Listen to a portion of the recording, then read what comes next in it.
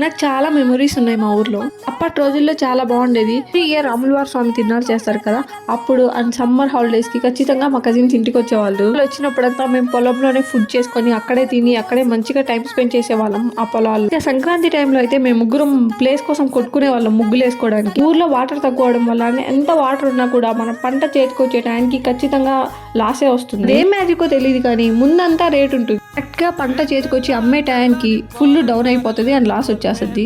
ఇంకా ఆ లాసెస్ తట్టుకోలేక అమ్మ వాళ్ళు నెల్లూరుకి షిఫ్ట్ అయ్యారు. ఈ వీడియో సందర్భంగా ఫార్మర్స్ అందరికి సెల్యూట్. నేను కూడా గర్వంగా చెప్పుకుంటాను, నేను ఒక ఫార్మర్ కూతుర్ని.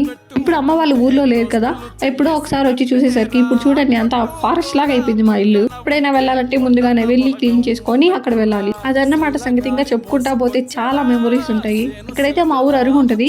ఈవినింగ్ అయితే చాలు మా పెద్దవాళ్ళందరూ ఇక్కడ కూర్చొని మీటింగ్ చేస్తూ ఉంటారు. ఇవన్నీ చెప్తూ ఉంటే ఖచ్చితంగా మీకు మీ నేటివ్ ప్లేస్ గుర్తు వచ్చే ఉంటుంది.